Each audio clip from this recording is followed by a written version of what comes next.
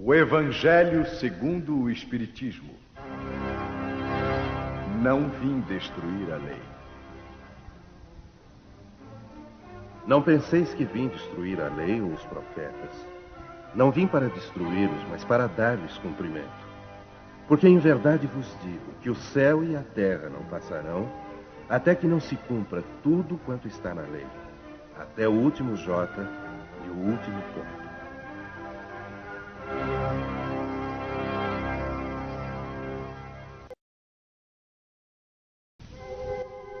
Moisés. Há duas partes distintas na lei mosaica.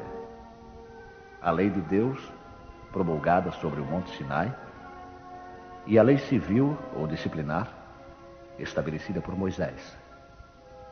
Uma é invariável. A outra é apropriada aos costumes e ao caráter do povo e se modifica com o tempo. A lei de Deus está formulada nos 10 mandamentos seguintes. Eu sou o Senhor teu Deus, que te tirei da terra do Egito, da casa da servidão.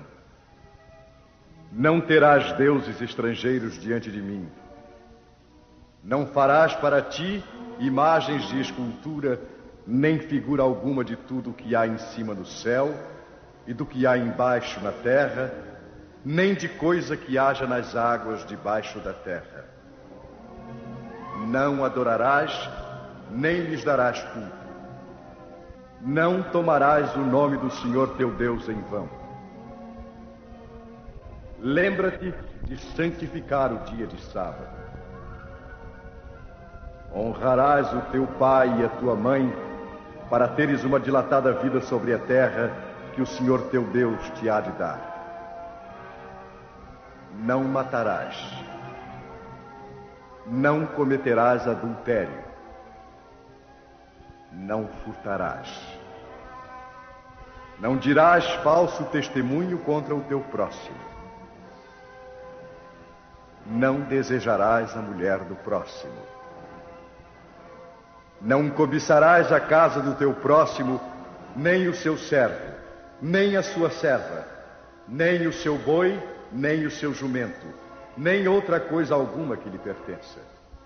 Esta lei é de todos os tempos e de todos os países, e tem, por isso mesmo, um caráter divino.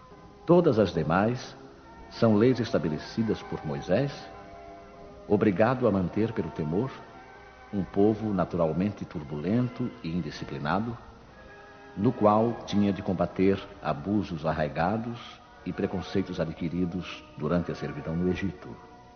Para dar autoridade às suas leis, ele teve de lhes atribuir uma origem divina, como o fizeram todos os legisladores dos povos primitivos. A autoridade do homem devia apoiar-se sobre a autoridade de Deus. Mas só a ideia de um Deus terrível podia impressionar homens ignorantes em que o senso moral e o sentimento de uma estranha justiça estavam ainda pouco desenvolvidos. É evidente que aquele que havia estabelecido em seus mandamentos: não matarás e não farás mal ao teu próximo, não poderia contradizer-se ao fazer do extermínio um dever. As leis mosaicas, propriamente ditas, tinham, portanto, um caráter essencialmente transitório.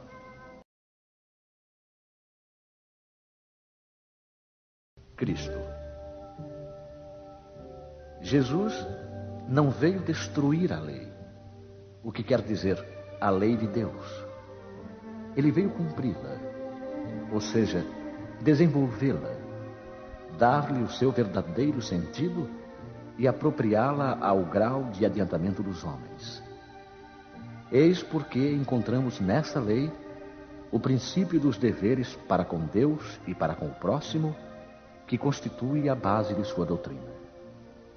Quanto às leis de Moisés propriamente ditas, ele, pelo contrário, as modificou profundamente no fundo e na forma. Combateu sem cessar o abuso das práticas exteriores e as falsas interpretações, e não podia fazê-las passar por uma reforma mais radical do que reduzindo-as a estas palavras: amar a Deus sobre todas as coisas e ao próximo como a si mesmo. E ao acrescentar: esta é toda a lei e os profetas.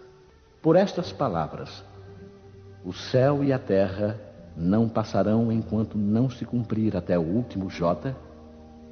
Jesus quis dizer que era necessário que a lei de Deus fosse cumprida, ou seja, que fosse praticada em toda a terra, em toda a sua pureza, com todos os seus desenvolvimentos e todas as suas consequências.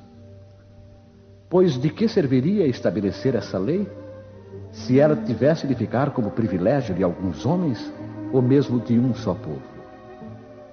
Todos os homens, sendo filhos de Deus, são, sem distinções, objetos da mesma solicitude. Mas o papel de Jesus não foi simplesmente o de um legislador moralista, sem outra autoridade que a sua palavra. Ele veio cumprir as profecias que haviam anunciado o seu advento. Sua autoridade decorria da natureza excepcional do seu espírito e da natureza divina da sua missão. Ele veio ensinar aos homens que a verdadeira vida não está na terra, mas no reino dos céus. Ensinar-lhes o caminho que os conduz até lá, os meios de se reconciliarem com Deus e os advertir sobre a marcha das coisas futuras para o cumprimento dos destinos humanos. Não obstante, ele não disse tudo e sobre muitos pontos limitou-se a lançar o germe de verdades que ele mesmo declarou não poderem ser então compreendidas. Falou de tudo, mas em termos mais ou menos claros, de maneira que, para entender o sentido oculto de certas palavras, era preciso que novas ideias e novos conhecimentos viessem dar-nos a chave. Essas ideias não podiam surgir antes de um certo grau de amadurecimento do espírito humano. A ciência devia contribuir poderosamente para o aparecimento e o desenvolvimento dessas ideias. Era preciso, pois, dar tempo à ciência para progredir. O Espiritismo. O Espiritismo é a nova ciência que vem revelar aos homens, por meio de provas irrecusáveis, a existência e a natureza do mundo espiritual e suas relações com o mundo material. Ele nos mostra esse mundo não mais como sobrenatural, mas como uma das forças vivas e incessantemente atuantes da natureza, como a fonte de uma infinidade de fenômenos até então incompreendidos, e por essa razão relegados para o domínio do fantástico e do maravilhoso. É a essas relações que o Cristo se refere em muitas circunstâncias. E é por isso que muitas coisas que ele disse ficaram ininteligíveis ou foram falsamente interpretadas. O Espiritismo é a chave que nos ajuda a tudo explicar com facilidade. A lei do Antigo Testamento está personificada em Moisés. A do Novo Testamento, em Cristo. O Espiritismo é a terceira revelação da lei de Deus. Mas não está personificado em ninguém, porque ele é o produto do ensinamento dado não por um homem, mas pelos Espíritos, que são as vozes do céu em todas as partes da terra e por inumerável multidão de intermediários. Trata-se, de qualquer maneira, de um ser coletivo, compreendendo o conjunto dos seres do mundo espiritual, cada qual trazendo aos homens o tributo de suas luzes, para fazê-los conhecer esse mundo e a sorte que neles espera. Da mesma maneira que disse o Cristo: eu não venho destruir a lei, mas dar-lhe cumprimento. Também diz o Espiritismo: eu não venho destruir a lei cristã, mas dar-lhe cumprimento. Ele nada ensina contrário ao ensinamento do Cristo, mas o desenvolve, completa e explica em termos claros para todos, o que foi dito sob forma alegórica. Ele vem cumprir, na época predita, o que o Cristo anunciou e preparar o cumprimento das coisas futuras. Ele é, portanto, obra do Cristo, que o preside, assim como preside ao que igualmente anunciou. A regeneração que se opera e que prepara o reino de Deus na terra.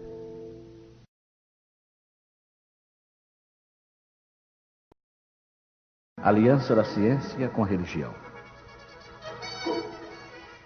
A ciência e a religião são as duas alavancas da inteligência humana. Uma revela as leis do mundo material e a outra as leis do mundo moral. Mas aquelas e estas leis, tendo o mesmo princípio, que é Deus, não podem contradizer-se.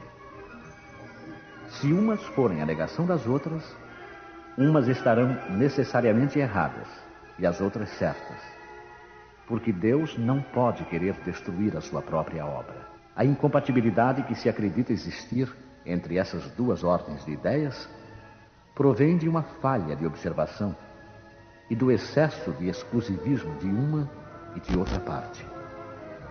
Disso resulta um conflito que originou a incredulidade e a intolerância. São chegados os tempos em que os ensinamentos do Cristo devem receber o seu complemento, em que o véu lançado intencionalmente sobre algumas partes dos ensinos deve ser levantado, em que a ciência, deixando de ser exclusivamente materialista, deve levar em conta o elemento espiritual, e em que a religião, deixando de desconhecer as leis orgânicas e imutáveis da matéria, essas duas forças, apoiando-se mutuamente e marchando juntas, sirvam uma de apoio para a outra. Então, a religião, não mais desmentida pela ciência, adquirirá uma potência indestrutível, porque estará de acordo com a razão e não se lhe poderá opor a lógica irresistível dos fatos. A ciência e a religião não puderam entender-se até agora, porque, encarando cada uma as coisas do seu ponto de vista exclusivo, repeliam-se mutuamente. Era necessária alguma coisa para preencher o espaço que as separava, um traço de união que as ligasse. Esse traço está no conhecimento das leis que regem o mundo espiritual e suas relações com o mundo corporal. Leis tão imutáveis como as que regulam o movimento dos astros e a existência dos seres. Uma vez constatadas pela experiência essas relações, uma nova luz se fez. A fé se dirigiu à razão. Esta nada encontrou de ilógico na fé, e o materialismo foi vencido. Mas nisso, como em tudo, há os que ficam retardados, até que sejam arrastados pelo movimento geral que os esmagará se quiserem resistir em vez de se entregarem. É toda uma revolução moral que se realiza neste momento sob a ação dos espíritos. Depois de elaborada durante mais de 18 séculos, ela chega ao momento de eclosão e marcará uma nova era da humanidade. São fáceis de prever as suas consequências. Ela deve produzir inevitáveis modificações nas relações sociais, contra o que ninguém poderá opor-se, porque elas estão nos desígnios de Deus e são o resultado da lei do progresso, que é uma lei de Deus.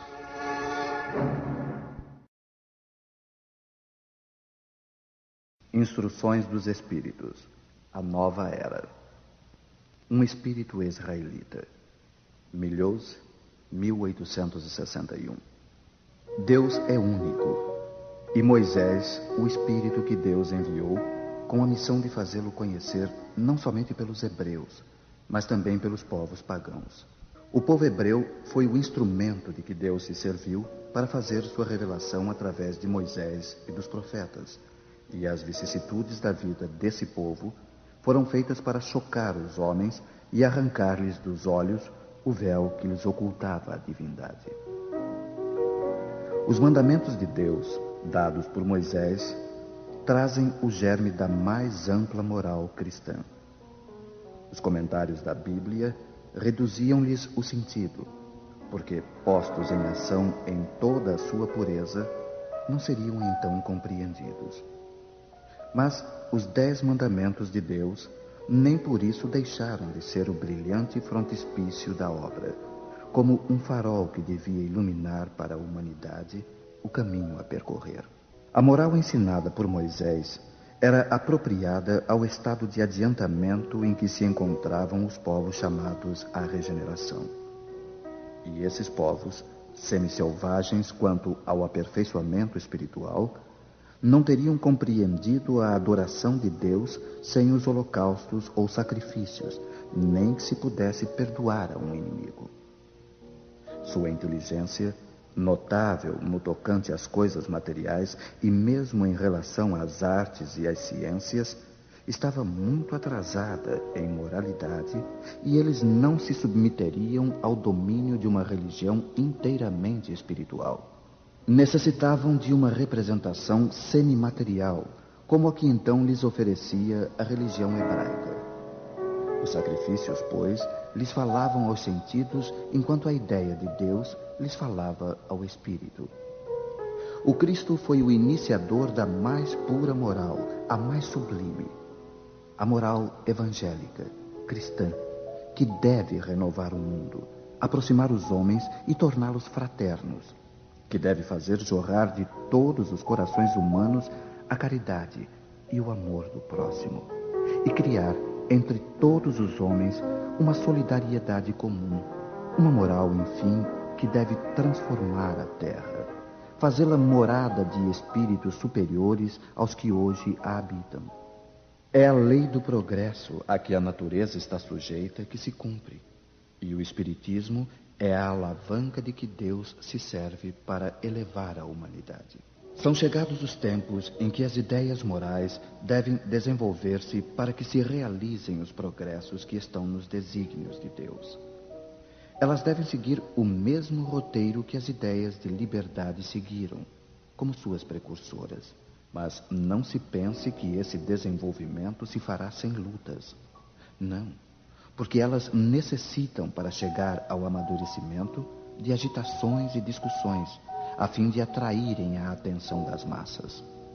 Uma vez despertada a atenção, a beleza e a santidade da moral tocarão os espíritos, e eles se dedicarão a uma ciência que lhes traz a chave da vida futura e lhes abre a porta da felicidade eterna. Foi Moisés quem abriu o caminho. Jesus continuou a obra. O Espiritismo a concluirá. Fenelon, um dia, Deus, em sua inesgotável caridade, permitiu ao homem ver a verdade através das trevas. Esse dia foi o do advento do Cristo. Depois do vivo clarão, porém, as trevas se fecharam de novo. O mundo, após alternativas de verdade e obscuridade, novamente se perdia.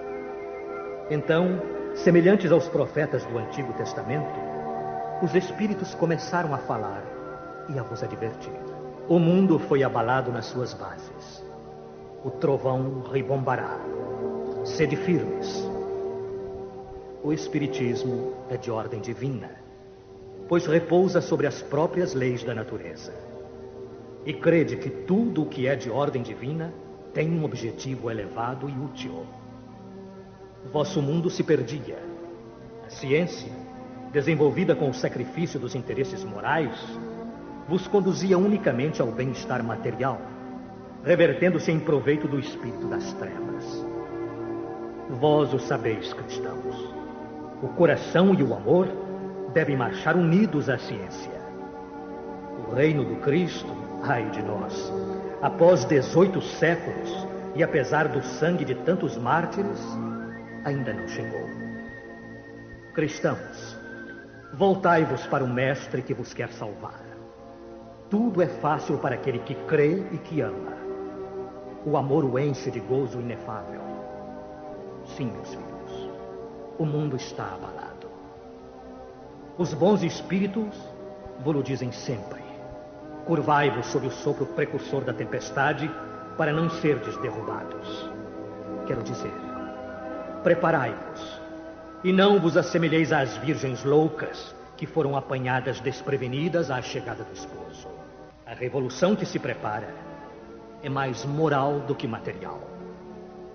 Os grandes espíritos, mensageiros divinos, insuflam a fé para que todos vós, obreiros esclarecidos e ardentes, façais ouvir vossa humilde voz. Porque vós sois o grão de areia, mas sem os grãos de areia não haveria montanhas.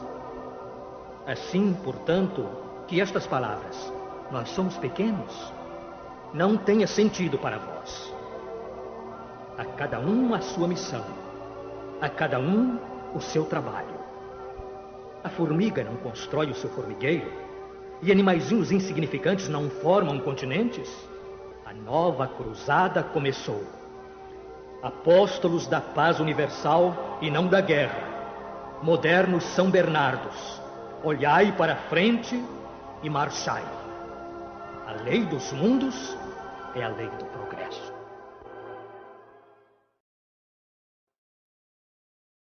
Erasto, discípulo de São Paulo, Paris, 1863.